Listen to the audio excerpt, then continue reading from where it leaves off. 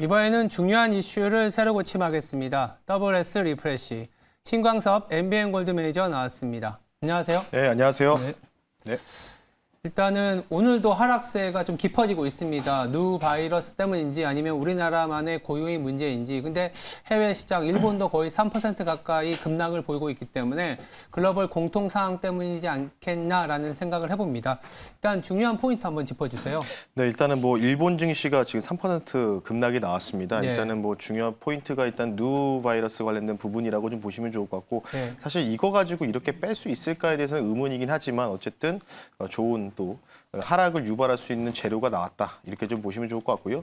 그러면서 잠깐 일본이 좀 하락이 좀 심화되기 전에 엔화 강세가 굉장히 견고하게 나왔다라고 좀 보시면 좋을 것 같고 그에 대한 분위기로 당연히 일본 증시가 사실 일본 증시가 아시아 증시에서 가장 주도했던 국가 중에 한이 주가 흐름이었는데 증시였는데 엔화 강세까지 이어지면서 같이 동반적으로 하락이 나오고 있고요. 우리나라도 마찬가지죠.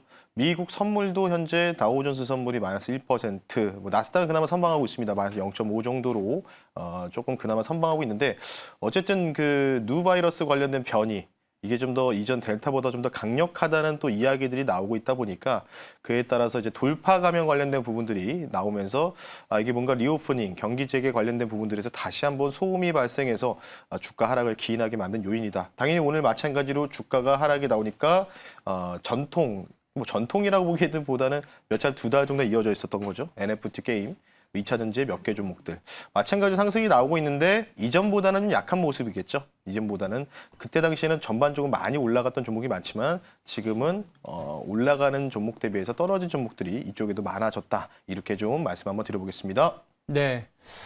투자 스펙을 담당했던 강성화 아나운서 합류했습니다. 네, 안녕하세요. 안녕하십니까? 네. 일단 금요일이라서 좀 기분 좋게 시장이 상승해서 넘어가면 참 좋겠지만 일단 우리나라만이 아니라 전 세계 증시가 이 누 바이러스에 노출되면서 물론 누 때문은 아니겠지만은 누 바이러스가 좀 하락 트리거로 작용하는 거 아니냐라는 좀 두려움도 앞서고 있는 상황입니다. 그러다 보니까 오늘의 새로 고침은 이 바이러스, 변종 바이러스인 누와 관련된 얘기로 전체적인 시장에 대한 아이디어까지 좀 이끌어 가 볼까 합니다. 오늘 오후쯤 되면은 WHO에서 누와 관련된 이제 어떤 선포도 할 수 있다 이런 얘기까지 나오고 있거든요. 그래서 이게 공포를 떨게 하는 우리가 좀 델타 바이러스, 뭐 변이 바이러스들이 이번 누뿐만이 아니고 좀 많았지 않습니까? 맞습니다. 근데 이거 최근에 누가 주는 임팩트, 충격이 조금 큰 것 같아요. 그래서 뭐가 좀 다른지에 대한 포인트부터 짚어서 넘어가야 될 것 같습니다. 네, 일단은 기존에 상반기에 또 다시 한번 공포를 떨게 했던 게 바로 델타 변이 바이러스인데 일단 이게 의학적으로 접근하면은 이제 관련된 뭔가 이제 스파이크를 줄 수 있는 바이러스가 쉽게 얘기해서 델타 변이 바이러스는 16개 정도로 이제 그 체계가 구축이 돼 있다고 하는데 누 바이러스 같은 경우는 32개 정도로 좀 더 확장성이 나왔다. 그래서 뭔가 16개 이런 바이러스라고 쉽게 말씀드릴게요. 16개 바이러스가 전염하는 것과 32개의 바이러스가 전염하는 거. 당연히 확장성이 더 많다 보니까 많은 다수들한테 더욱더 전염성이 높을 수밖에 없는 부분들이 특징적이라고 좀 보시면 좋을 것 같고요. 그런 부분들이 지금 일단은 남아프리카 이쪽 지역에서부터 시작돼서 지금 이에 대한 돌파 감염이 홍콩, 아시아 지역까지 한 명이 좀 나온 상황입니다. 관련된 부분들이 이제 다시 한번 부각이 되면서 사실 이제 전 세계 국가들이 지금 이제 리오프닝 을 준비했었고 이제 특히 이제 유럽 같은 경우에는 프랑스, 영국, 그러니까 프랑스 지수도 굉장히 강하지 않았습니까? 프랑스가 전통적인 관광 국가다 보니까 그에 따라서 전 세계에서 관광객들이 다 유입될 수 있다는 기대감들. 그래서 프랑스 지수가 굉장히 신고가를 기록했는데 그에 대한 분위기들이 조금 이제 찬물을 끼얹은 듯한 소식이 나왔다라고 좀 보시면 좋을 것 같고요. 뭐 일본도 사실은 얼마 전까지만 해도 몇천 명 단위, 몇만 명 단위가 확진자가 나오다가 갑자기 뚝 떨어졌지 않습니까? 한 자릿수로. 그러다가 다시 또 올라가는 부분들이 좀 나올 수 있다는 그런 우려감들. 그래서 지금 뭐 어제도 저희가 5차 대유행이 나올 수 있는 거 아니냐라는 좀 얘기가 나왔는데 그에 대한 부분들이 이제 현실화가 되는 듯한 모습을 보이니까 주가 하락에 좀 많이 기인하게 나왔던 부분이다라고 좀 보시면 좋을 것 같고요. 어쨌든 기존 델타보다 좀 더 강한 전염성을 보이는 부분들이 바로 누 바이러스인데 지금 WHO에서 앞서 우리 앵커님에게 잘 언급을 해주셨지만 오늘 이제 회의가 들어갔고요.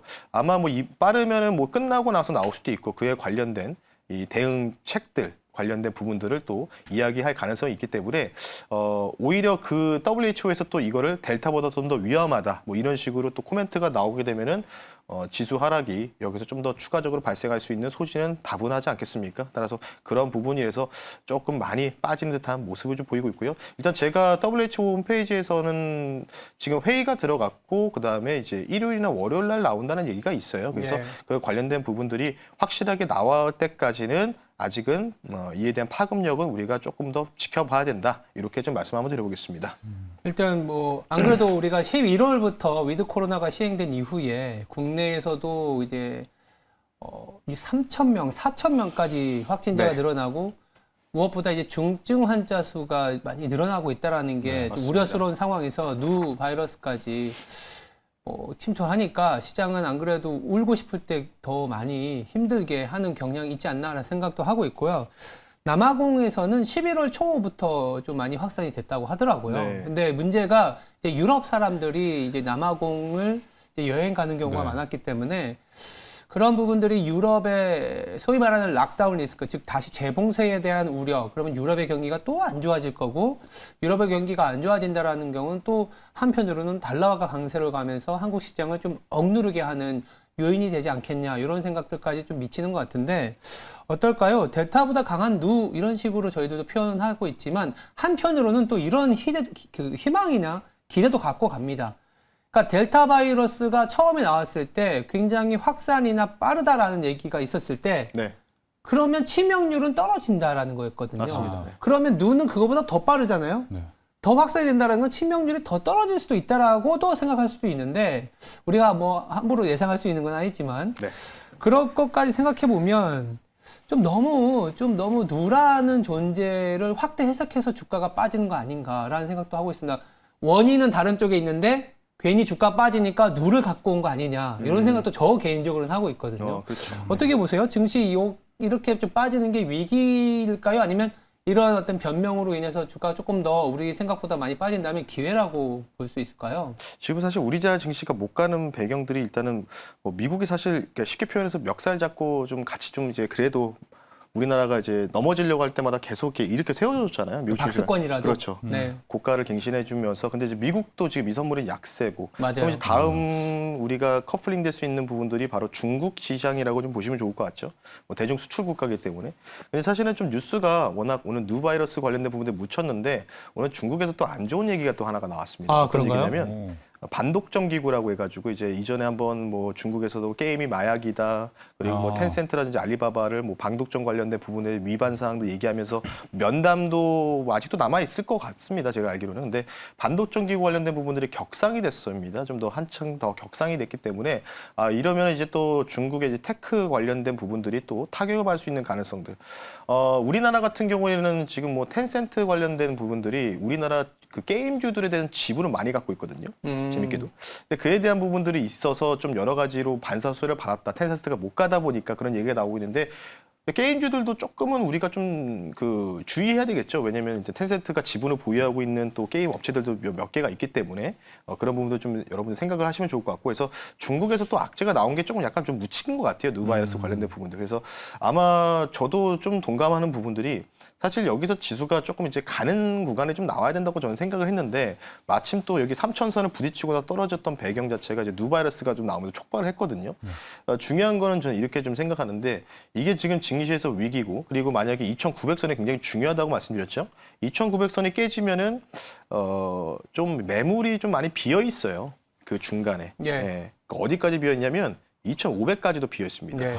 2,500 한 70 나오더라고요. 연초에 올라갔었던 그 구간이잖아요. 네, 그렇죠. 네. 그때 당시에 올라갔을 때가 이제 전자닉스와 또 더불은 대형주들이 쭉 그렇죠. 올라가면서 집중주 매수가 들어오면서 올라갔기 때문에 그때는 사실은 이제 대형주 장세, 그러니까 중소형주들은 완전히 재미없었고 오히려 빠졌던 결과가 나왔는데 그래서 제가 계속 말씀드린 게 2,900이 정말 중요하다.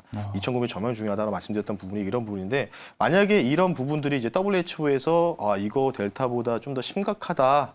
각 국가별로 좀 긴장을 해야 된다. 관련된 부분들 준비하라라는 뭐 코멘트가 나오면은 2,900이 여기서 깨지는지 봐야죠. 2,900 깨지면은 여기서 이제 이에 대한 누 관련된 부분들이 촉발되면서 정말로 여기서 이제 한 200에서 300포인트 정도는 다운이 될 수 있는 장세가 나올 수 있다. 그러니까 결국 뭐냐면 박스권에서 레벨 다운이 되는 것도 중요하지만 레벨 다운이 아니라 조금 큰 심화되는 다운이 나올 수도 있는 가능성도 있기 때문에 아마 제가 알기로는 일요일 날 나오는 걸로 알고 있거든요. WHO에서 발표할 예정으로 알고 있기 때문에 그 이목을 우리가 집중해야 될 것 같고요. 새로운 기회라기보다는 저는 좀 이렇게 생각하는 게 그러니까 지금 증시가 빠질 거면은 좀 제대로 확실히 빠지는 게 저는 좋다고 보고 있어요. 가격 조정이. 근데 지금 보면은 계속 지금 한 5개월 정도 된 것 같아요. 네. 5개월 정도 동안 하락 나왔다가 기간 조정 나왔다가 또 하락 나왔다가 계속 이렇게 뭔가 네. 하방 경직 분위기로 계속 나오고 있지 않습니까?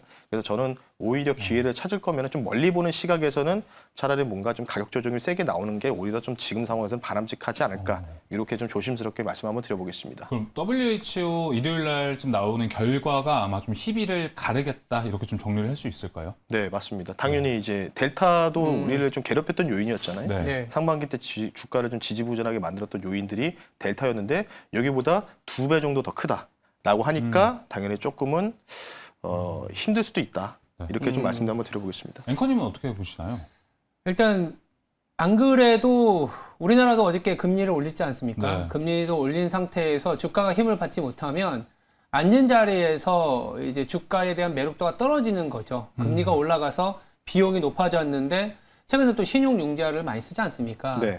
아직도 20조 원 이상에서 머물고 있기 때문에 주가가 여기서 만약 레벨 다운된다면은 개인발 매도 압력이 가장 강해지는 구간으로 접어들 수도 있다라는 생각은 하고 있습니다. 그쯤에서 지수가 무려 10%가 빠진 이상에서 다시 이제 제자리를 잡으려다가 한 번 더 레벨 다운되게 되면 금리가 올라가면서 소위 말해서 안 좋은 단어긴 하지만 신용이 털렸다 이런 얘기들도 나올 수 있거든요.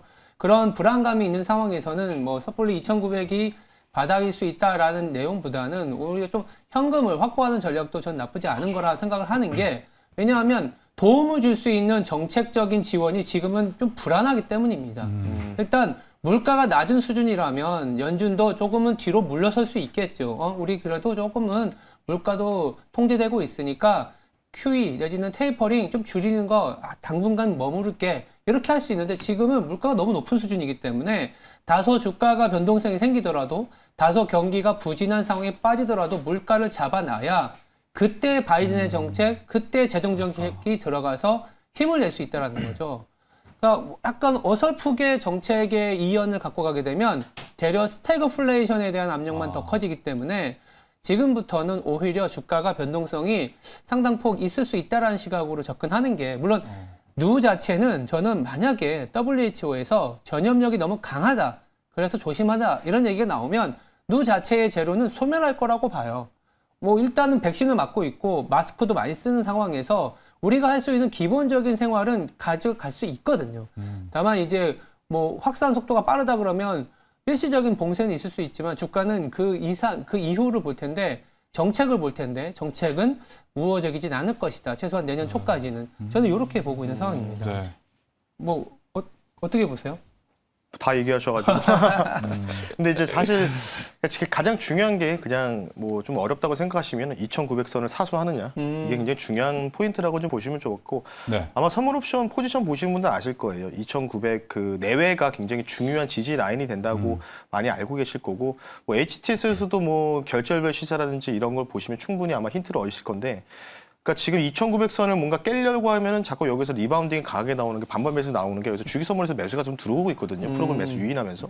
그러니까 2,900이 굉장히 중요한 자리라고 좀 말씀을 좀 드리고 싶고 그래서 계속 뭔가 이제 제가 뭐 이틀 전에는 이런 말씀 드렸어요. 조심스럽게 뭔가 못 간 종목들 대비해서 뭔가 산타 랠리가 올 수도 있다라고 말씀드렸던 부분들이 2,900선이 지지받는 조건 중에 하나였거든요. 근데 중요한 거는 제가 뭐 어제도 말씀드렸지만은 상단에 대해서는 크게 긍정적으로 보진 않아요. 이게 뭐 3,200, 3,300까지 가기는 좀 힘들 것 같고 3,300을 3,400을 뚫어버릴 수 있는 모멘텀이라는 거는 딱 하나밖에 없습니다. 바로 결국은 경기 재개. 그러니까 글로벌 경기가 원만하게 다시 한번 원활하게 재개되는 부분인데 지금 이제 누 관련된 부분들이 나오면서 그에 대한 심리적인 압박을 좀 받는 듯한 모습을 보이고 있지 않습니까?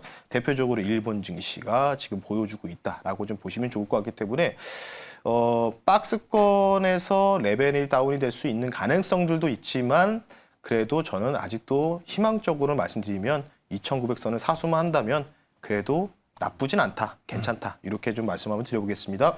일단 다음 주에 이제 2,900선이 사수되는지를 좀 봐줘야 될 텐데 그렇다면 한 뭐 단기간이라도 누와 관련된 이슈는 좀 부각이 될 수 있을 것 같아요. 네. 그렇다면은 누 테마주까지는 아니더라도 이러한 거를 감안한 우리의 단기, 중기 전략을 좀 가져갈 필요가 있거든요. 네, 그래서 오늘 이제 그 코로나 수혜주라고 해야 되는 종목들이 있지 않습니까? 네. 뭐 진단키트도 뭐 시젠도 점진적으로 올라오고 있고 네. 4에서 5% 정도 진단키트 올라오고 있는데 진단키트는 제가 계속 말씀드리지만 맞아요. 조심하셔자 말씀드리고 있죠. 그러니까 만약에 진단키트가 계속 올라갈 수 있는 조건은 진짜 코로나 변이 바이러스에 대한 뉴스 플로우가 나오면서 그리고 확진자들이 5천, 6천, 7천 주평균을 계속 유지하는 이런 부분이 나오면은 당연히 진단키트는 올라갈 수밖에 없지만 상승에 대한 부분은 제한적일 것이다. 왜 실적도 거기서 뭔가 넘어갈 수 있는 가능성은 없다라고 좀 보시면 좋을 것 같고요. 오늘 또 재밌는 게 그동안 바닥에서 기었던 바로 이 인공호흡기 관련주들이 있지 않습니까? 메가이CS라든지 그다음에 CU 메디칼 이런 종목들이 바닥에서 급등이 나오고 있는데 제가 드리고 싶은 말씀은 지금 중증병상 관련된 수도권에 관련된 가동률 관련된 부분 보니까 82% 정도 되더라고요.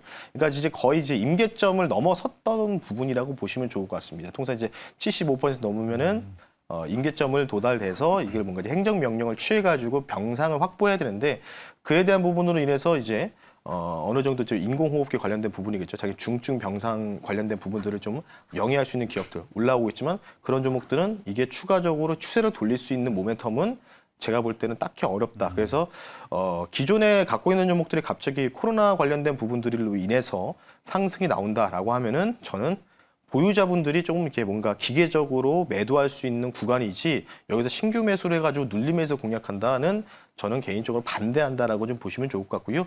굳이 제가 말씀드리면 코로나 변이 쪽에서는 만약에 이게 확진자가 나간다면은 지금 우리가 접근해 볼 수 있는 단기적인 종목은 딱 하나밖에 없다고 생각을 하고 있습니다. 바로 교육 관련주다라고 좀 보시면 좋을 것 같은데 교육 관련주는 지금 이제 초중고 유치원 이 층들이 지금 등교가 됐고 있고 만약 이제 지금 백신 패스 관련된 부분들을 6개월 한정한다 그리고 월요일 날 지금 그에 대한 부분들 다시 사회적 거리두기 관련된 또 방침을 또 발표할 예정으로 좀 알려져 있지 않습니까? 그래서 월요일 날 만약에 확진자 관련된 부분들이 어느 정도 임계점을 다시 한번 넘어가게 되면은 당연히 지금 물론 겨울방학을 앞두고 있긴 하지만은 휴교령이 좀 떨어질 수 있는 가능성이 있기 때문에 단기적으로는 좋고요. 거기다 플러스 저 교육주들이 대부분 요즘에 또 재밌는 게 많죠. 뭐 VR, AI를 활용한 메타버스 관련된 세계관을 탑재해서 또 교육 사업도 계속해서 점진적으로 벌이고 있기 때문에 두 가지 모멘텀을 동시에 볼 수 있는 거는 저는 굳이 한다면은 코로나 관련주에서는 교육 관련주가 그나마 유망하다. 이렇게 좀 말씀 한번 드려보겠습니다. 네, 채팅창에 올라온 이 질문 먼저 하나 읽어드리겠습니다. 네. 아까 이제 신광선 매니저도 2,900선이 되게 중요하다 이렇게 얘기를 해주셨잖아요. 네. 2,900 깨면 어떻게 하는지 좀 물어봐 주세요. 네. 2,900은 어떻게 보면 아까 말씀하셨던 2,900이 지지된다는 전제로 이야기가 나왔는데 2,900이 만약에 무너졌을 때는 또 어떤 대응 방법을 좀 궁금해하시는 것 같습니다. 아무래도 어떻게 하면 좋을까요? 두 분 생각 어떠신지 저는 궁금합니다. 2,900이 지지되면 좋겠지만 네. 기본적으로는 2,900이 깨질 수도 있다고 보는 상황이에요. 네. 깨질 수도 있는 상황이고 그래서 하반기 내내 뭐 저희 하우스도 제 생각도 말씀드리는 건 현금 비중을 굉장히 많이 가져가자. 50% 이상 가져가자라는 얘기를 드리고 있는 상황이고 예. 그리고 이제 시기가 중요하다. 지금은 가격이 얼마까지 빠지냐도 상당히 중요하지만 시기가 중요한 게 내년 1분기 말까지는 가자. 우리나라의 2021년에 대한 실적이 나왔을 때 네. 생각보다 쇼크일 가능성이 높다라고 보고 있는 상황에서 그때 캐시를 활용하자라는 얘기를 드리고 있어요. 만약 즉 뭐 약간 주식 투자를 계속 갖고 가야 되는 상황이게 되면 뭐 배당 컨셉의 퀄리티 있는 종목들을 가져가는 것도 좋지만 시장이 안 좋을 때는 그마저도 상대적인 경우이지 수익률을 준다라는 보장은 좀 떨어진다라고 보고 있는 상황이고 저 개인적으로는 오히려 현금을 많이 가져가서 내년 1월 말이나 2월 달에 우리나라의 연간 실적이 나올 때 네. 그때의 지수가 뭐 2,700일지 2,900일지는 모르겠지만 그때 가서 실적을 보고 들어가는 게 좀 괜찮다. 물가수도 좀 잡혀 있어야 되고 그렇게 말씀드리고 있습니다.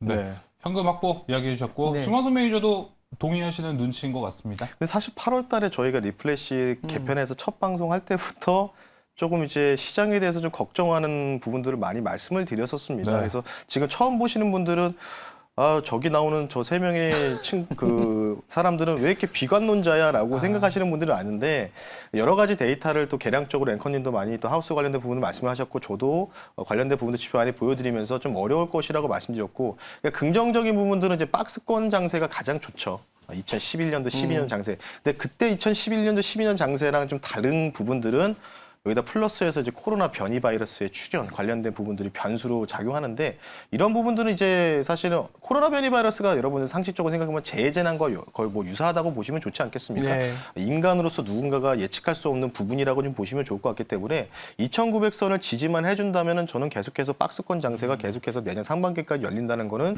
계속 지속적으로 말씀드렸고 삼성전자 SK하이닉스 올라갈 때도 펀더멘탈 때문에 올라가는 게 절대로 아니다라고 말씀드리고 나서부터 지금 반도체 소부장도 같이 꺾이는 모습들이 보이고 있죠. 어쨌든 그런 부분을 봤을 때 지금 확실히 조심해야 되는 부분이고 그리고 저희가 종목들도 말씀드릴 때도 이렇게 말씀드리고 있어요. 국내랑 미국하고 홍합해서 좀 계속해서 접근하는 전략이 좋다라고 했는데 막상 지금 미국도 떨어질 것 같으니까 우리나라가 좀 위험한 상황이죠. 그래서 제가 말씀드리고 싶은 부분들은 그냥 지금에서 아무것도 안 하는 게 가장 좋습니다. 네. 예. 그게 답입니다. 예. 아무것도 안 하지만 그래도 또 이렇게 좀 깨알같이 우리가 좀 챙길 수 있는 것도 PT를 통해 챙겨야 되잖아요. 네, 맞습니다. 오늘 또 PT 준비하셨는데 주말 앞두고 어떤 종목인가요? 사실 이제 어제 시공테크라는 종목을 메타버스 관련 부분을 말씀드렸는데 아니, 어제 만약에 방송을 5분 더 했으면요 바로 리뷰할 뻔했어요. 그럴 것 같아요. 맞아요. 맞아요. 네, 맞습니다. 그래서 계속 말씀드리지만은 단기적인 트레이딩을 지향하시라고 좀 말씀드리고 싶고 시공테크 간단하게 리뷰하고 네. 오늘 신규 종목 말씀 한번 드려볼게요. 시공테크는 어제 목표가 터치했습니다. 네. 뭐 제가 방송 끝나고 10분 뒤에 터치를 했더라고요. 제가 이 자리에서 말씀을 드렸고 그리고 바로 급등이 나오면서 전고점 그쳐 넘어가기 직전에 말씀드려서 목표가 터치하고 내려왔는데 시공테크 같은 경우에는 지금 일단 추세 라인을 깨지 않는 범위에 있습니다. 그래서 혹시나 시공테크는 이제 최대 거래량이 동반된 상황인데 중요한 거는 거래량이 계속 급증하는지를 봐야 될 것 같아요. 그래서 제가 볼 때는 혹시나 시공테크를 뭔가 접근하실 분들은 7,000원 이하에서는 계속해서 매수 관점 보지만은 좀 가격 전략을 좀 다르게 하겠습니다. 7,000원 이하 매수 관점을 제시해드리지만 6,700원 선은 손절가를 좀 타이트하게 잡고 가져가는 전략이 좋다라고 말씀드리면서 이렇게 좀 보시면 좋을 것 같아요. 여기서 뭔가 매수 관점을 바라보시고 전고점 다시 한번 넘어가 보고 그리고 혹시나 밀리면은 6,700원이 다시 한번 손절 라인이 된다라고 말씀드리면서 시공테크 단기적인 수익 시전 축하드리겠습니다. 네. 네, 단기적인 수익 시공테크 축하드리겠고요. 자, 오늘 PT 종목 빨리 공개해 주시죠. 네, 이 종목 같은 경우에는 이제 미국 시장에서 보안 ETF가 굉장히 좀 최근 핫하기 때문에 네. 관련된 부분을 찾았는데 이미 좀 급등이 나오고 있어서요. 이 종목은 먼저 매수 가격을 먼저 말씀드릴게요. 오. 매수 가격은 9,900원으로 먼저 이하로 말씀드리고요. 바로 사는 것보다는 분명히 눌립니다. 이미 한번 쐈습니다, 방금. 자, 종목 말씀드리겠습니다. 보안 관련주 들고 왔습니다. 지니언스라는 종목을 한번 실시간으로 소개를 한번 시켜드릴 수 있도록 하겠습니다. 코드 번호는 263860이고요. 지금 15% 급등 나오고 있습니다, 여러분들. 네. 제가 이 종목을 이제 찾아가지고 말씀드렸을 때가 그러니까 방송 나오기 전에 5%였는데 이미 지금 급등이 나왔습니다. 그래서 매수가를 먼저 말씀드릴게요. 9,900원 이하로 눌림에서 공략하자라고 말씀드리고 싶고요. 블록체인 정보보안 기술 사업을 영위하고 있는 회사고요. 제가 이 회사를 주목하는 배경은 10월 말에 미국의 이 미리캐피탈이라는 회사에서 지분을 10% 인수했었습니다. 10월 27일 날 지분 인수 공시가 떴는데요. 관련된 부분 참고하시면 좋을 것 같고 NFT라든지 메타버스 관련된 해킹 공격 관련된 얘기가 나오고 있고요. 그리고 잠깐 화면 보면서 이거 한 차트 한번 보여드릴게요. 요게 이제 PANW하고 팔로와토 네트워크 보안 ETF 관련주인데 메타버스랑 비슷하게 움직이고 있습니다. 그래서 계속해서 우상향하면서 똑같이 지금 보안 ETF의 상승세에 따른 커플링이 계속 지속될 가능성이 있기 때문에 오늘은 조금 아쉬워요. 사실 조금 제가 방송하기 전에 좀 이미 급등이 나왔기 때문에 그래서 매수 가격을 9,900원 이하로 말씀을 드리겠고요. 목표 가격은 12,200원 선 말씀드리고 손절가는 타이트하게 말씀드리겠습니다. 9,100원 선 말씀드릴 테니까 9,900원 이하로 눌렸을 때 여러분들 공략하는 전략으로 접근하시면서 지니언스라는 종목은 아마 다음 주에 한번 여러분들이 관심 있게 지켜보셨으면 좋겠습니다. 네, 아무래도 운대가 어제 시공테크로 많이 몰린 거 아닐까요? 네. 자, 일단 목표가 12,200원 바라보고 있고요. 손절가 9,100원. 자, 지니어스 9,900원 이하 가격에서 꼭 매수하시길 바라겠습니다. 네, 지금까지 WS 리프레시였습니다. 두 분 다음 주에 뵙겠습니다. 감사합니다. 네, 감사합니다.